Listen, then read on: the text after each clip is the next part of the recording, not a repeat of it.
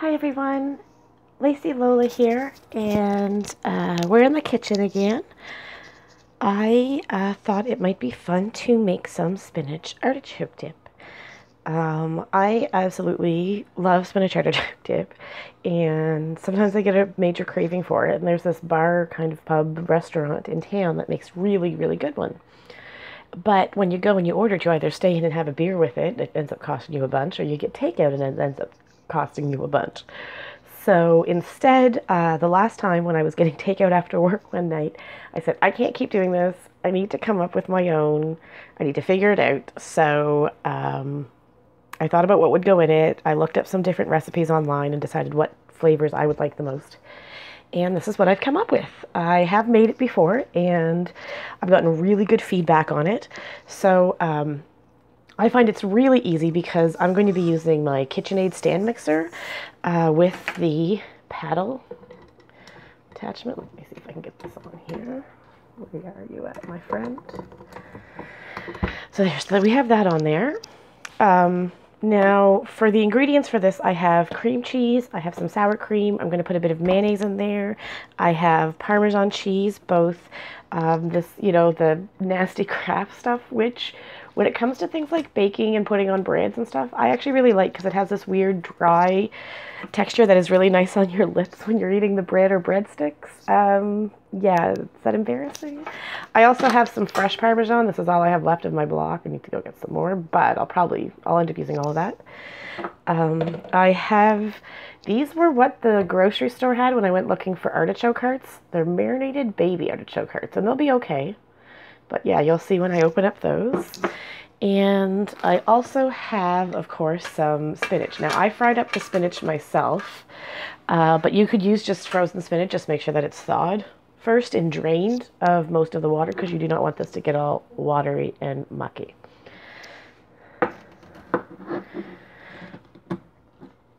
Okay, so first things first. I actually have some herb and garlic cream cheese. I didn't use this the first time I made it, but I have a little bit left, and I don't have any bagels left, and I won't be making bagels for a while. So I thought I would use this. And this is really good when I make like stuffed jalapenos and things like that. Herb and garlic cream cheese I find really, it just makes it so much easier for that flavorful kind of stuffing for it. So that wasn't very much. That was only a couple tablespoons. I also have some just plain. So I'm going to take a nice big kind of hunk of that. And as you know, I don't really use recipes. I'm using it to make, I don't know, what's that? Quarter cup, half a cup? It's about half a cup, I think. So then some sour cream. And I usually get the restaurant style sour cream because it's extra thick, but this is just what we had. This is what the store had when we were buying it. So a couple tablespoons of that, I guess. A couple scoops in my case. And then you don't have to put mayonnaise in if you don't want. I just find it gives it, along with the cream cheese, a bit of a rich taste. So I just squirted a bit of that in there. All right, and then I'm going to mix that up. Because you really want that to mix together, be really creamy. You don't want it lumpy. You don't want lumps of cream cheese kind of floating in the sour cream. I don't know how loud that is. So let it beat, let it sit there and beat. It's not going to hurt it to mix it up like that. It's just going to make it better the more you mix it. Well, let me get this ready so I can show you what the artichoke hearts look like, and then we can add the rest of the ingredients. Okay, so this is what the artichoke hearts look like. Now, you can also get them just in a can. You don't have to get them in this fancy little bottle. These ones are marinated in like oil and spices. They still smell tasty. It's just kind of slightly vinegary and a little garlic, so I'm going to use them without rinsing them. If you got them marinated like that, you didn't like that, you could rinse them underwater. If you get them canned, I give them a little rinse when I drain them in a colander. But this is what they look like. This is the inside of an artichoke, which is a really spiny kind of flower vegetable. I'm not exactly sure what family it is, but the outside is all these spiny petals. And you can actually kind of clip the ends off and steam it and then dip the leaves with the ends, like the spiky ends that have been picked off in butter, which I guess is quite nice. But this is what I use the hearts for. And I just kind of, you see, I just chop them up a little because they are going to get mashed up. Imagine it's going in the paddle, like the paddle's going to mix it all up. So they are going to get pretty crushed. So we did have another stupid little technical difficulty. That's what I get for using my phone to tape these. I got a call that I ignored and I didn't realize it stopped the taping. So what I'm going to do, this has been blending. You can see it's nice and blended. It's not lumpy. And I'm just going to scrape down the sides because whenever you're doing anything in a mixer, you want to make sure you're scraping it so that nothing ends up in the bottom or along the sides. That happens way too much. So what I have here, what you missed was me talking about the end of the artichokes. So there they are, all chopped up. It really doesn't matter how very fine you chop them because they are going to get kind of beaten up more, mashed up, macerated as they go in. You can also see there's the fresh Parmesan that I grated. I should have made this a better angle. I'm just going to put that right in there. And I did forget to mention, I'm also going to put in about a handful of mozzarella, grated mozzarella. And you could use like a grated Italian mix if that's what you have, because we keep a lot of pre-grated cheese in the fridge. But I find just a little bit of that helps make it extra, I don't know, extra creamy and cheesy and stretchy. Then again, I'm just going to pour in a bunch of that dried Parmesan. You know it. But the dried Parmesan I usually keep for when I'm going to finishing it. So make sure you do have some of the dried and fresh as well, but the dried for that. And, oh yeah, the cheese, let me grab that. All right, so I got a handful of mozza cheese, and then, of course, the spinach. Put the spinach in there. And again, this is actually a lot less spinach than I normally use. I put a lot of spinach in it because I like spinach, so why wouldn't I? Right? But now it's all in there. Now you just mix it up. This is the glory of having a mixer. You could use a hand mixer for this too. It would totally work. What you're going to do is mix it. And then I would take a look and, oh man, that looks so good. I think I'm going to add, even though it might, I kind of want to add a little bit more cream cheese just to make it a little creamier. We'll see. Let's see if this is going to be the destruction. Normally I wouldn't add cream cheese that late, just because it may not blend in so well, because remember you wanted to make sure that all of those blended together. But because you're adding just cream cheese and not cream cheese and then the sour cream and the mayonnaise, they're less dense than the cream cheese, so it's less likely to get those lumpies in it. Yeah, that was, I think, just a teeny bit more, because it's really working. And that's one of the nice things too, because I don't work with a recipe, trust your gut. Always trust your gut.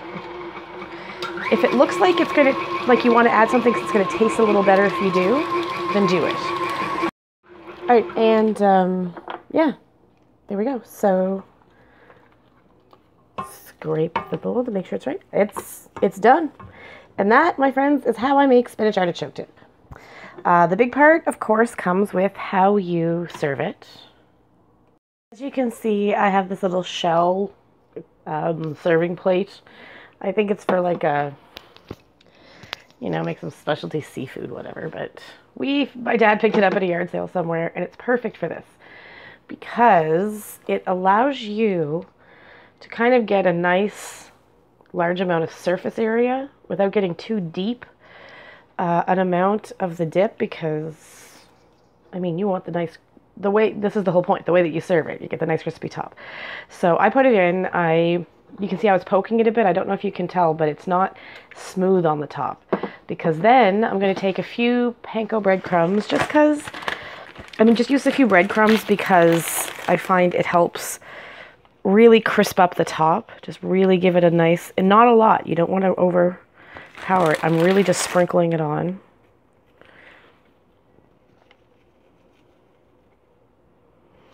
And then What you do want a lot of is that really bad Parmesan. And now we don't have any more of the fresh Parmesan, but you would want to put fresh Parmesan on here too. But for some reason, this dried, desiccated, processed Parmesan is really good on this specific dip. So yeah, so like you almost cover the top like that. You just really cover it up. And then that goes in the oven. I put it in an oven in the broiler until it turns a nice brown. So let's see if I can get this oven open. Oh, it's hot in there. So yeah, keep an eye on it because it's going to cook really fast if you put it under the broiler. And it'll just be a few minutes and I'll show you it when it's bubbly and toasty. And here we are, the final product. It could probably have stayed in even a little bit longer than that. It's got some nice little edges there, but maybe I could have twisted it and let it get a little bit more. But I have some pita chips here. I absolutely love this brand, Stacy's. They make some flavored ones, but they're just the Simply Naked, it's called. Sea salt, that's why I like it, because it says naked. You can see this is actually how much I made that, plus this much more. What I'm going to do, I just put it in a little Tupperware type Ziploc container. It could go in the fridge for about a week. Just make sure it stays refrigerated until you're going to use it. I've never frozen it. I don't think it would freeze very well. Anytime I've frozen cream cheese in the past, and I know people have done it, but anytime I've done it, it's never really been the right consistency when I've thought it. So, but yeah, so I have a pita chip here. Oh, it's so it's so good, but it's super hot. I'm scared to take a taste. But look at that. It's so, it's so creamy. And it's got the nice pieces of spinach as well as the nice pieces of artichoke. And it's so cheesy. Oh, it smells so good. Yeah. Yeah, so good. Oh no, that's really tasty. So tasty. Delicious. Yeah, sorry about the eating on mic. But that is it. That's the spinach artichoke dip. So you could make that in larger quantities. You could make it in different ratios if you like cream cheese more than you like the flavor of the sour cream. I just find that by adding all those three components, it really just kind of balances it out. So you get a little bit of tanginess and you get a little bit of sourness, but it's just delicious. I hope you enjoyed it. If you really want a nice bit, you could put the pita chips in the oven just for a few moments. Make sure they don't burn, but heating them up also makes that really nice. If you were going to do that, you could sprinkle a bit of Parmesan cheese on top of them before you put them in the oven. But again, watch to make sure they don't burn because that's a really easy way to make them burn. And I hope you enjoy. Remember, my philosophy is Lola. Love often, laugh always. Have fun in the kitchen. And yeah.